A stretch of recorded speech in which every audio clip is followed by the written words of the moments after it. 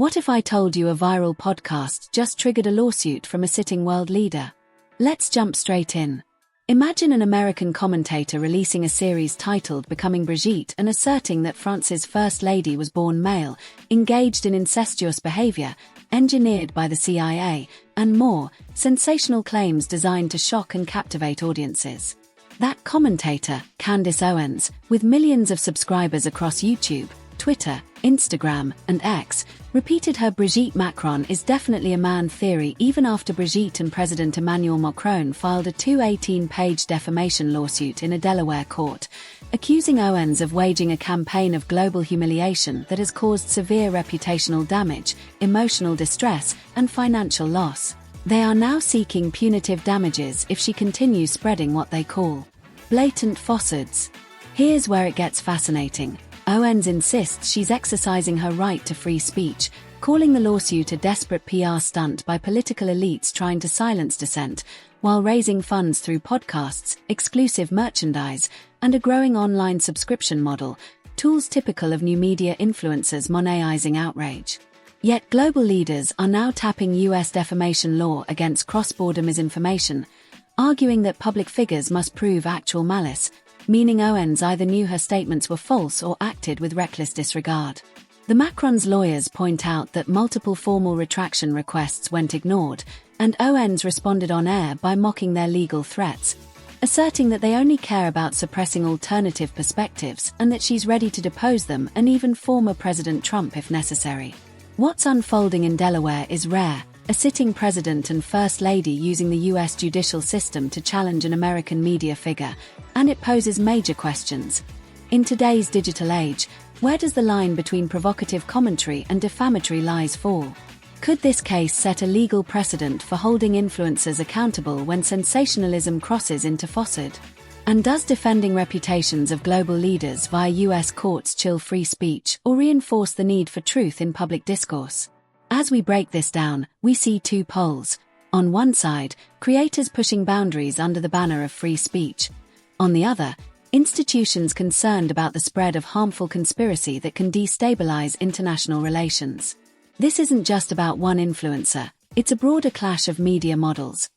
Traditional public journalism held accountable via libel laws versus online personalities thriving on reach, engagement, and controversy, often skirting verifiable sources.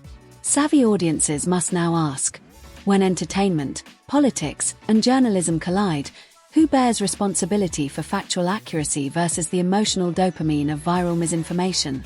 By analyzing Owens's exact words, the scope of the Macron's legal argument, and the historical rarity of such a lawsuit, we can ask whether this could lead to new norms for online speech.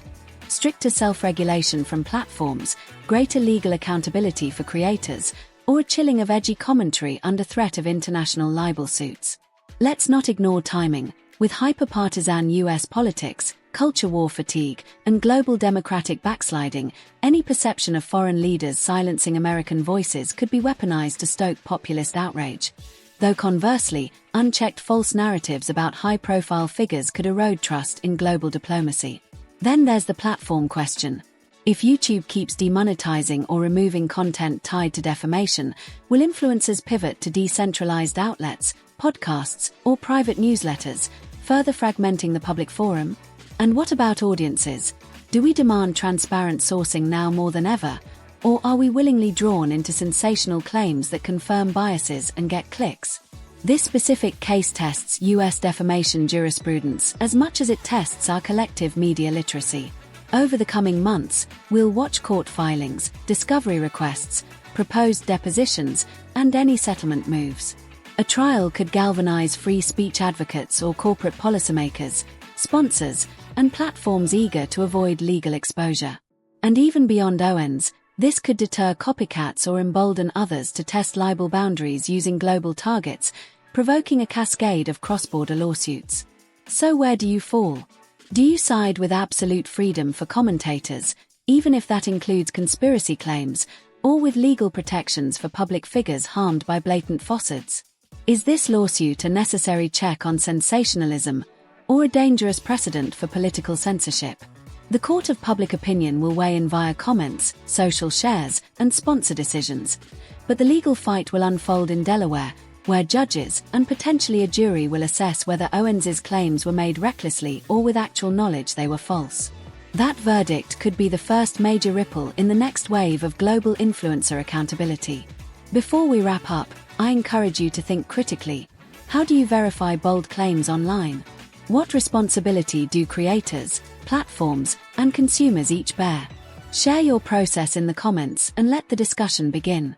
If you appreciate a neutral, deep dive breakdown of flashpoint controversies like this, hit that like button, comment your stance below, share this video with your network so we can elevate important conversations, and subscribe to stay informed on the cultural moments that are shaping our world without the spin.